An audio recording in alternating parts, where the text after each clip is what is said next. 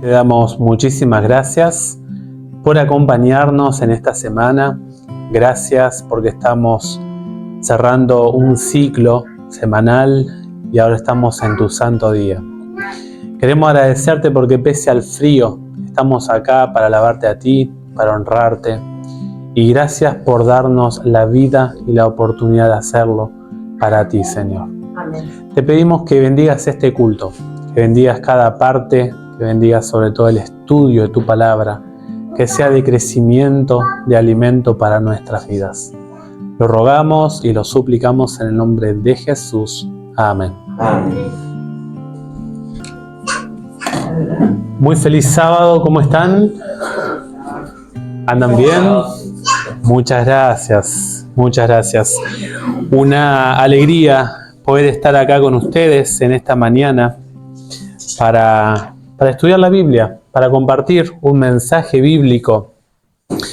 Quiero contarles que hace un tiempo me está pasando que cada vez que me toca predicar en alguna iglesia tengo sueños raros.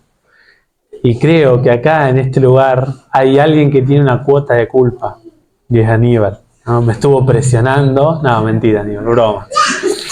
Pero saben que soñaba de que no llegaba, de que teníamos un problema en Malvinas y no podía estar.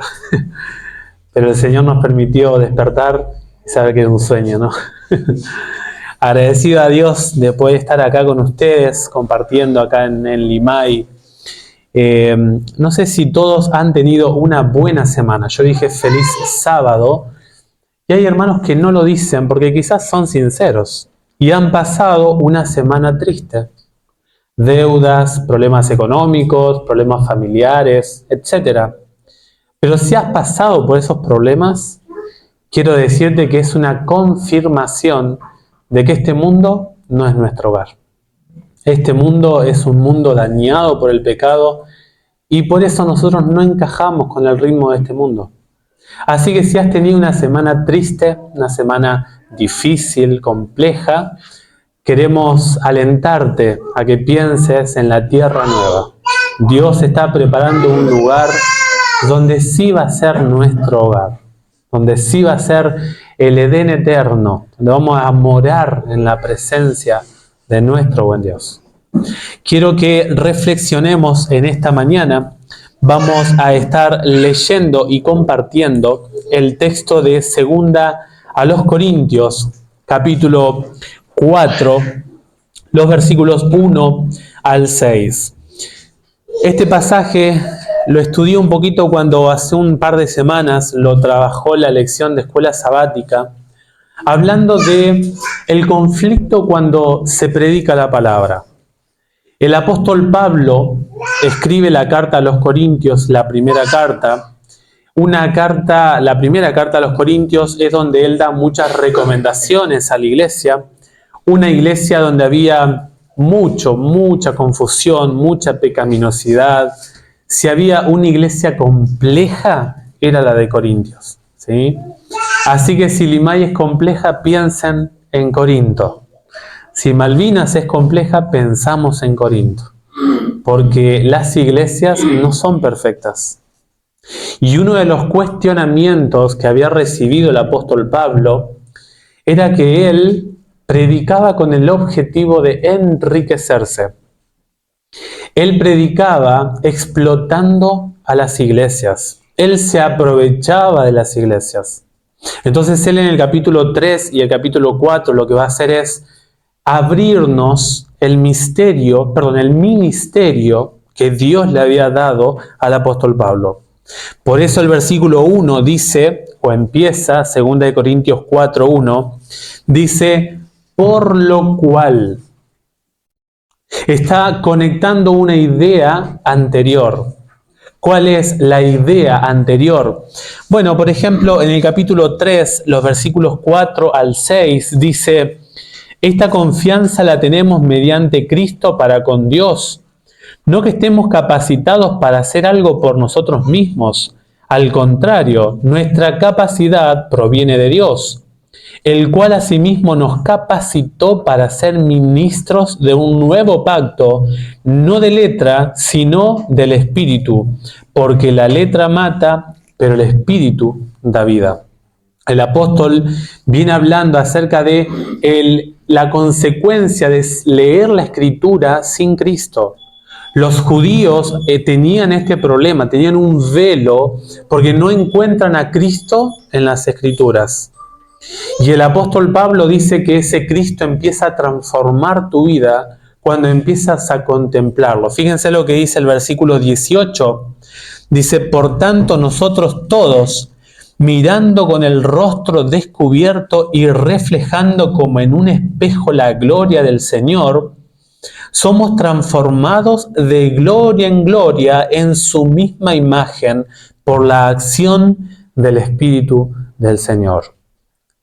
Por lo cual, va a decir el capítulo 4, como sabemos cuál es el ministerio que Dios nos ha dejado, que Dios nos ha dado la oportunidad de seres humanos caídos, ser ministradores, ser los que exhiben la palabra de Dios, ahora Él va a describir que la palabra de Dios, cuando llega la palabra de Dios, tanto el que predica la palabra tiene conflictos, así también como los que reciben tienen conflictos. Una palabra, dos consecuencias. Una palabra, dos decisiones. Una palabra, dos elecciones. Eso hace la Biblia. Cuando la Biblia es predicada, nosotros debemos saber que el que imparte la Biblia pasa por una experiencia. Y cuando la Biblia es recibida por el destinatario, el oyente, también el destinatario pasa por una experiencia. Y eso va a describir el apóstol Pablo. Cuando alguien se transforma en ministro del Evangelio, pasa lo que dicen los versículos 1 al 6. Por lo cual, teniendo nosotros este ministerio según la misericordia que hemos recibido, no desmayamos. Antes bien, renunciamos a lo oculto y vergonzoso, no andando con astucia ni adulterando la palabra de Dios. Por el contrario, manifestando la verdad, nos recomendamos delante de Dios a toda conciencia humana. Pero si nuestro evangelio está encubierto aún, es entre los que se pierden que está encubierto. Esto es entre los incrédulos, a quienes el Dios de este mundo les cegó el entendimiento, para que no les resplandezca la luz del evangelio de la gloria de Cristo, el cual es la imagen de Dios. Versículo 5. No nos predicamos a nosotros mismos, sino a Jesucristo como Señor, y a nosotros como vuestros siervos por amor de Jesús. Versículo 6 y último. Porque Dios, que mandó que de las tinieblas resplandeciera la luz, es el que resplandeció en nuestros corazones para iluminación del conocimiento de la gloria de Dios en la faz de Jesucristo. Fíjense algunas ideas que va a empezar a hablar el apóstol Pablo. Dice, por lo cual, versículo 1, teniendo nosotros este ministerio según la misericordia que hemos recibido, no desmayamos. ¿Saben por qué el apóstol Pablo llegó a la victoria del Evangelio? Allí cuando estaba preso en Roma, allí en 2 de Timoteo, capítulo 4, él dice, yo estoy para ser sacrificado. Pero yo sé que el Señor me tiene preparada la corona de vida, y no solamente a mí, sino a todos los que aman su venida. ¿Saben por qué el apóstol Pablo no desmayó? Dice el versículo 1, según la misericordia que hemos recibido. Dios le dio el privilegio al apóstol Pablo de tener un ministerio. Esta palabra, justamente estaba leyendo de los diáconos, las diaconisas. Yo creo a veces que no se entiende el rol de los diáconos en la iglesia, hermanos. Hace un tiempo atrás, hablando con un jefe de diáconos, hermanos, me llegó a decir, creo que la iglesia funcionaría mejor si este tipo de servicios fueran pagos. No entiende la palabra que aparece acá, ministerio. Cuando ustedes escuchan, por ejemplo en YouTube, cuando dice un ministerio que acompaña la actividad de la iglesia, es la palabra sirviente. alguien que da un servicio, alguien que acompaña, alguien que brinda ayuda, que cumple el rol de ser diácono. El ministerio es aquella persona que entiende de que yo tengo un privilegio de servir a Dios. Yo no estoy en la iglesia sirviendo a Dios para agradar a los hombres. El apóstol Pablo dice, según la misericordia que hemos recibido, Dios nos entregó la oportunidad de servirle. ¿Sabes? Si no entendemos, hermanos, realmente qué es servir a Dios, si nosotros no entendemos el rol de por qué se me designa a mí en un cargo, se me da la oportunidad de servir a Dios, te vas a ir de la iglesia. Porque ahí la palabra dice, no desmayamos. Alguien que no desmaya es alguien que está vivo. El desmayado para su respiración y de forma latente está sin vida. Qué bueno que el apóstol Pablo no habla de muerte, habla de un desmayo. Puedes despertar si tú permites que te reaviven. Dice el apóstol Pablo, nosotros hemos recibido este ministerio porque el Señor tuvo compasión de mí. Mi querido hermano, tú no sirves a Dios porque eres bueno. Yo hoy acá no estoy predicando la palabra porque soy bueno. Es porque el Señor te da la oportunidad de servirle a Él. El Señor te da la oportunidad de ser conscientes de que trabajas en la causa del Señor, que fuiste rescatado de las tinieblas, como vamos a ver un poquito más adelante, por su bondad, por su misericordia, porque Él es bueno, no porque yo soy bueno. Es un privilegio servir al Señor. Por eso si tú gastas de tiempo, el venir en la semana, cerrar las ventanas cuando hay viento, hoy estaba viendo, creo que a Ezequiel, barriendo afuera, es un levita actual. Es un llamado por Dios. Es alguien que está comprendiendo, en principio, la misericordia de Dios. Si uno no entiende por qué yo sirvo a Dios, te vas a ir de la iglesia. Por eso mucha gente deja las filas del cristianismo. Y tengo amigos, amigas, recuerdo el caso de una amiga de mi mamá, adventista de años, y ahora está en una iglesia evangélica. No digo de que uno está mal, una persona que desconoce el evangelio bíblico y va a tal o cual iglesia probando y experimentando. Lo que yo digo es que si no entiendes, hermano, la elevada postura que Dios te ha dejado en el ministerio que puedas desarrollar, tarde o temprano, si no entiendes de que la misericordia de Dios te colocó ahí, vas a desmayar.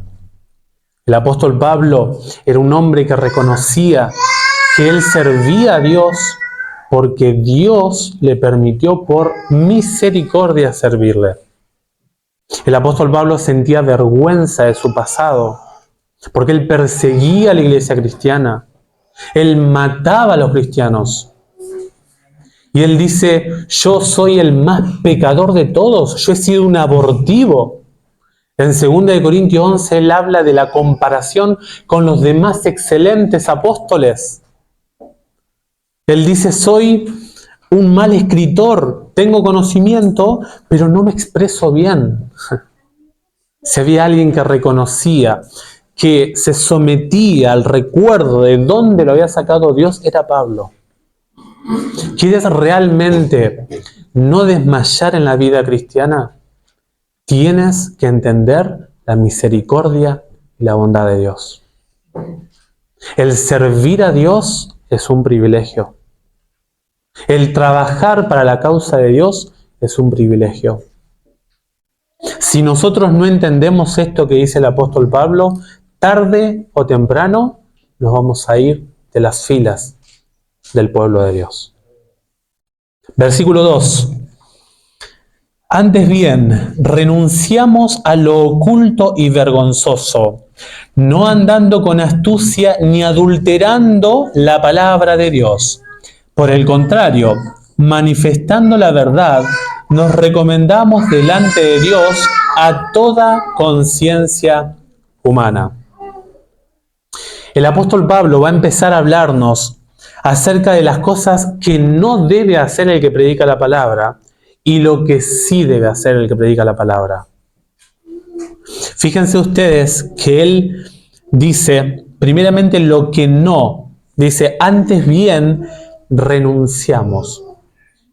¿Vieron cuando alguien renuncia a su trabajo? Corta relaciones. Jesús lo expresó de otra forma y dijo, ¿no? Si tu ojo es ocasión de caer, si tu brazo es ocasión de caer, córtatelo. Es mejor que entres al cielo manco o ciego antes de que vayas a la perdición con tu cuerpo entero. No está hablando de mutilar el cuerpo, no entiendan mal, por favor. El apóstol Pablo y el Señor Jesús está hablando de buscar aspectos o instrumentos en la vida que te llevan a alejarte de Dios. Si ves de que el televisor es un instrumento que te aleja de Dios, si ves que tu celular empieza a hablar con Dios y toma decisiones al respecto, puede ser tu trabajo, puede ser tu familia, que debemos renunciar a. ¿Y qué debemos cortar? Dice el apóstol Pablo. Dice, nosotros renunciamos a lo oculto, a lo privado, algo cubierto, algo secreto. El apóstol Pablo nos presenta de que el evangelista, el que predica la palabra, no debe andar con una doble vara. No debe andar en lo privado, y esto es algo sumamente especial en la vida cristiana. Porque hay cosas que tu esposa, que tu esposo, que tus hijos, que tus hermanos, que el pastor no van a ver. Pero es una decisión del predicador, del evangelista, cortar con lo oculto.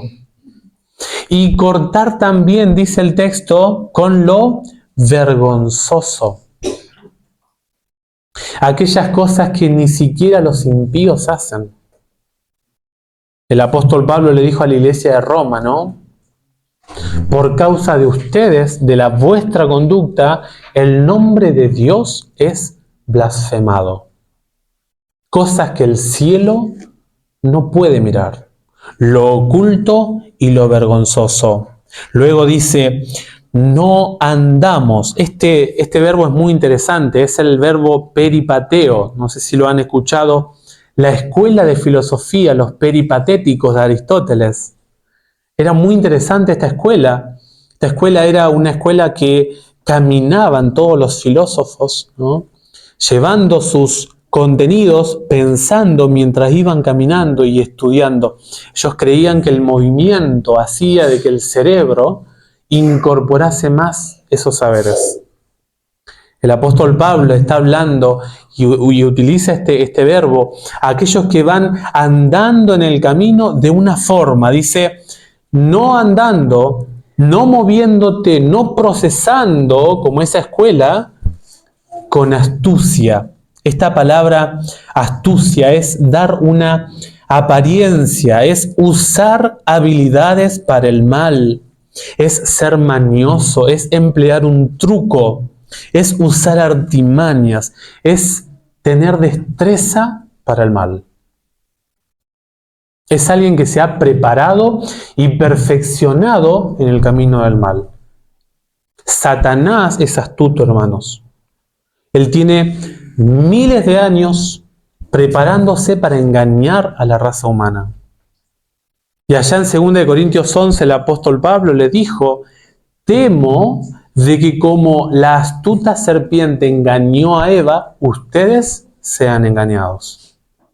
Satanás eligió inclusive en Génesis 3 al animal más astuto.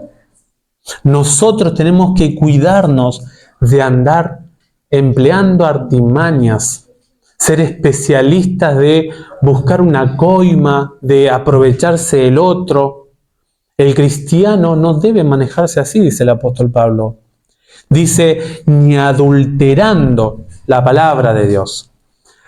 La palabra adulterar es aquella carnada que se coloca en el anzuelo para pescar algo. No sé si a alguien le gusta pescar acá, pero ahí estamos, de los míos. Es esa carnada que pones engañando al pescado para que el pescado muerda el anzuelo.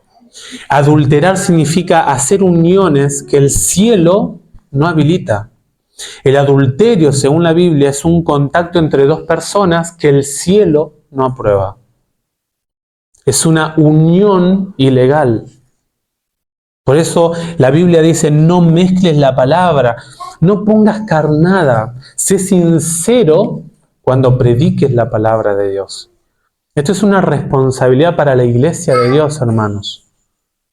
Tenemos que anunciar la palabra tal como Dios la da en este libro. Dice, por el contrario, ahora sí vas a tener que hacer cosas. Primeramente, no andes de esta forma, ni engañando, ni con astucia, ni adulterando. Eso no hagas. Lo que sí tenés que hacer es esto, dice el pasaje. Manifiesta la verdad. Yo a veces digo, el ser humano tiene vergüenzas para ciertas cosas y tiene valentía y ánimo, voluntad para otras cosas. Tengo estudiantes que a veces le da vergüenza que le duele la panza, ¿no? Y no le da vergüenza para expresar una palabrota. El ser humano está trastornado, hermano, en lo que sí hacer y en lo que no hacer. El ser humano, dice acá la palabra, debe manifestar la verdad, exhibir la verdad, dar la apariencia correcta de la verdad, evidenciar la verdad, descubre la verdad. Eso sí tenemos que hacer nosotros. Tenemos que dejar de andar en lo oculto, en lo vergonzoso, en lo adulterado. Y tenemos que empezar a ser coherentes, ser serios cuando exhibimos la palabra de Dios. Hoy viene un tema sólido en la escuela sabática.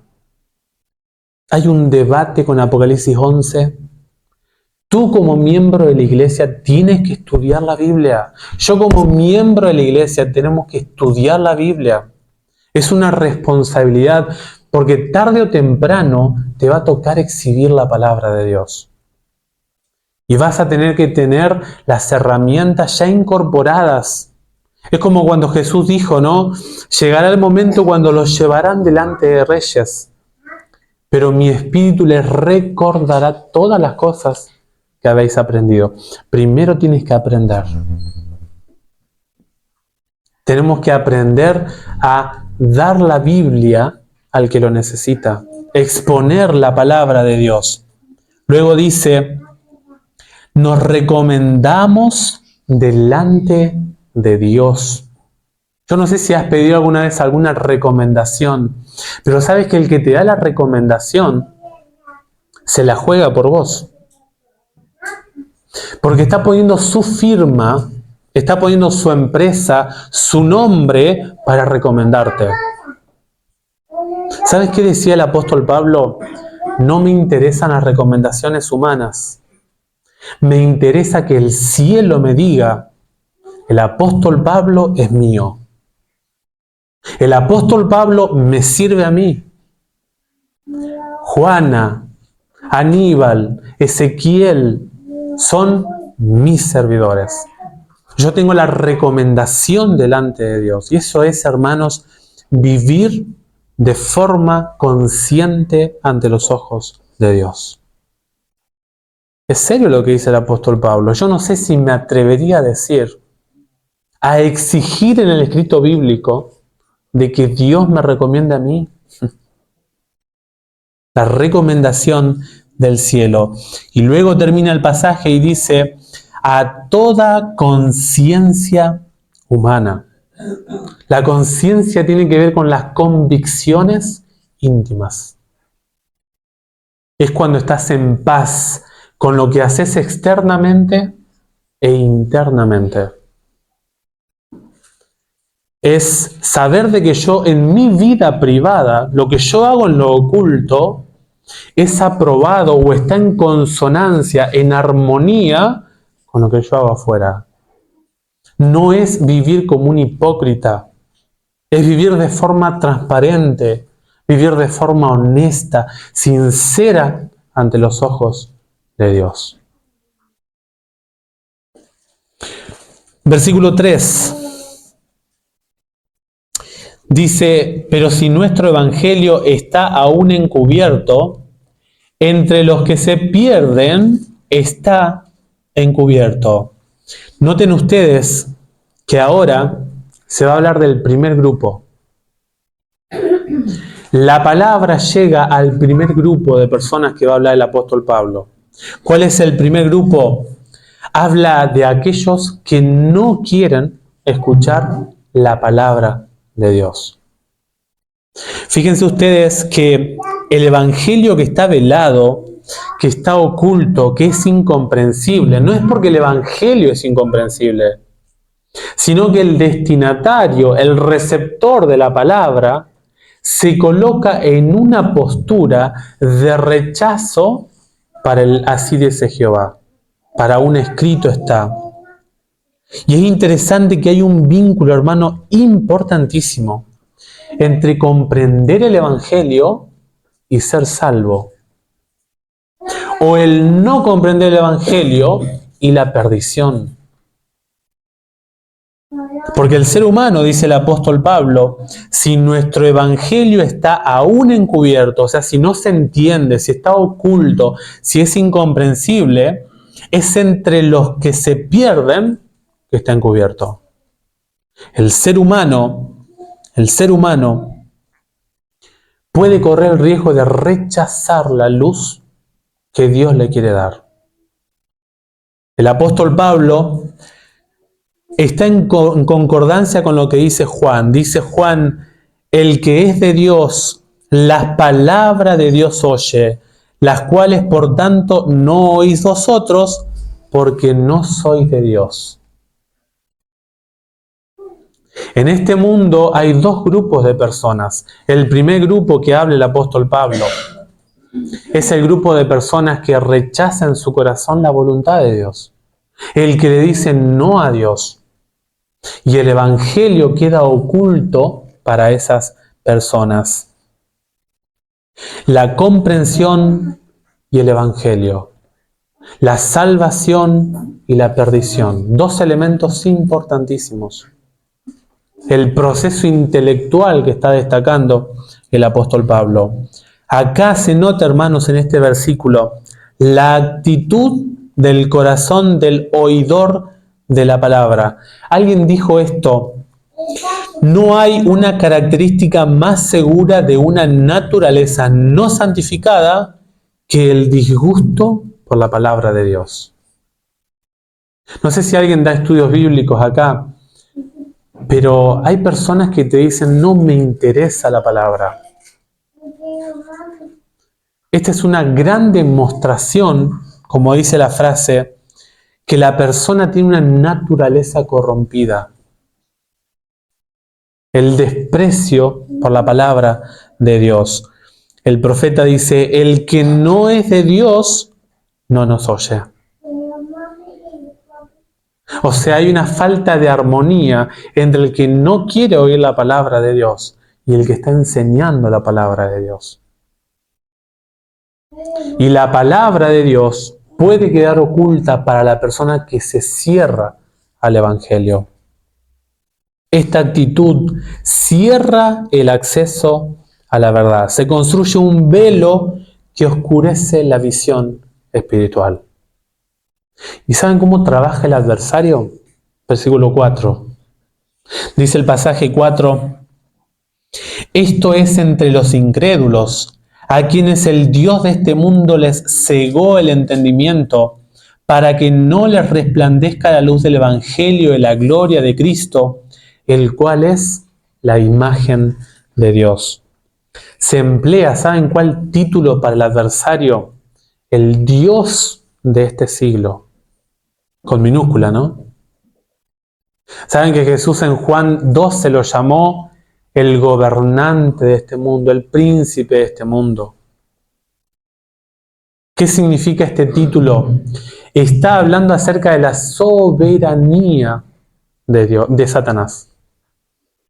Este título que emplea el apóstol Pablo está hablando acerca de una materia que nosotros tuvimos en la secundaria, que es la ciudadanía, que es uno de los elementos de la organización política del Estado.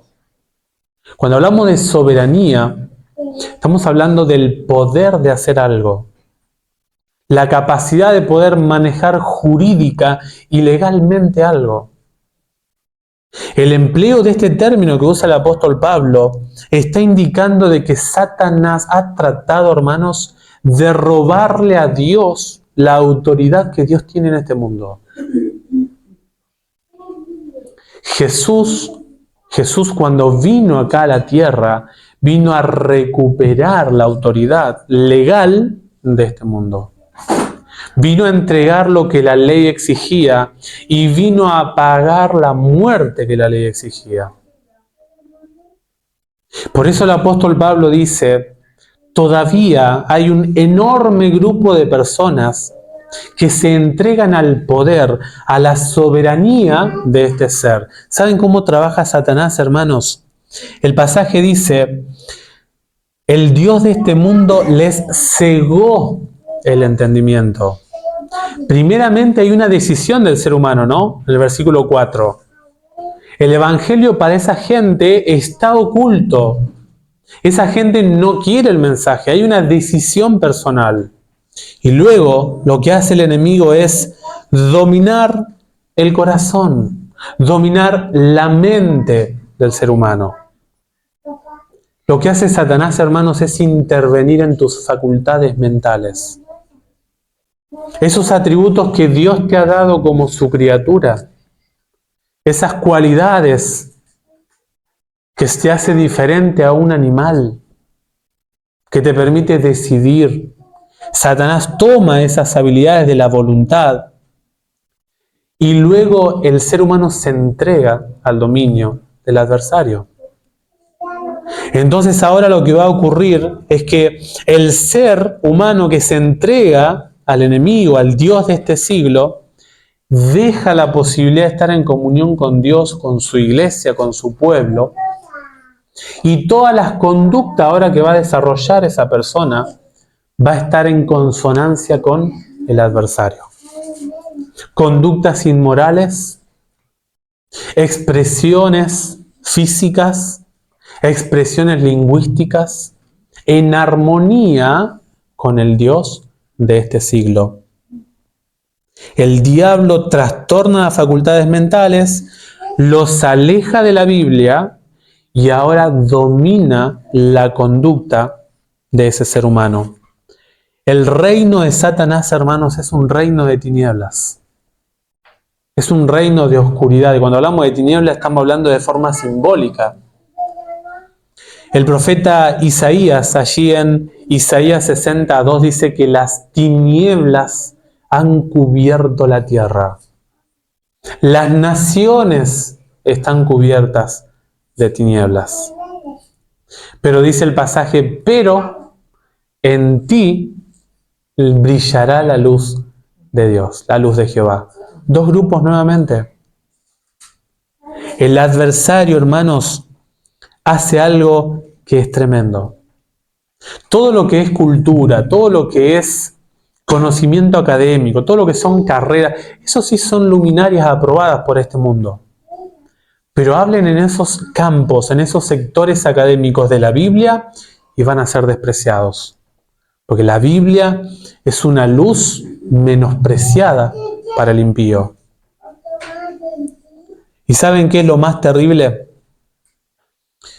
Que al ser humano le gustan las tinieblas.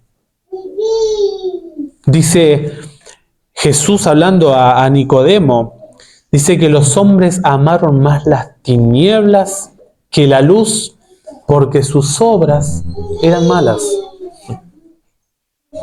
O sea, el ser humano se siente más cómodo en las cosas oscuras, alejadas de Dios, que en la luz. Por eso es más fácil, hermano, a veces hacer lo malo. Por eso nos cuesta más a veces hacer las cosas de Dios. Todo el que entra en relación con el Espíritu Santo sabrá qué conflicto hay en hacer la voluntad de Dios. Dice Juan, aquella luz verdadera que alumbra a todo hombre venía a este mundo. En el mundo estaba, pero el mundo no le conoció. El mundo rechaza la luz del Evangelio. Y ahora nosotros vamos al versículo 5. El protagonista del mensaje. Y esto es para todos aquellos que predican la palabra de Dios. Miren lo que dice el versículo. No nos predicamos a nosotros mismos, sino a Jesucristo como Señor y a nosotros como vuestros siervos por amor de Jesús. Fíjense ustedes que el pasaje nos está hablando acerca de uno de los riesgos más grandes que tienen los predicadores. Yo no sé cuántos de acá predican, uno tiene el cronograma de predicadores, pero hay un riesgo para los predicadores y es sentirse que estás en la vidriera. Es demostrar tu capacidad de hablar, es que los demás te palmeen la espalda, te aplaudan. Dice el pasaje, no nos predicamos a nosotros mismos. O sea, el protagonista del mensaje no es el ser humano que está acá. Y es un riesgo, es un desafío para el predicador, hermanos, colocarse él en lugar de Cristo. El principal motivo para predicar es Cristo. Y el Salvador dijo esto: escudriñen la Biblia, porque ellas dan testimonio de mí. Y el apóstol dice, sino a Jesucristo como Señor. Ese término Señor es amo. Es amo. Y nuevamente volvemos en relación al versículo 1. Dios te ha colocado a ti como su, dice el versículo 5, vuestros siervos. Esa palabra siervos no es tan fuerte, pero ¿saben cuál es la palabra que se usa acá? La palabra esclavo. Esclavo. Y tenemos unos antecedentes muy tristes de la palabra esclavitud en nuestra historia humana.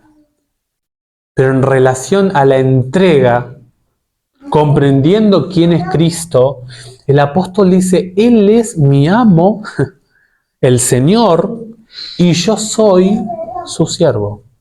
Yo soy su esclavo. Entrego mi libertad por seguir a mi amo.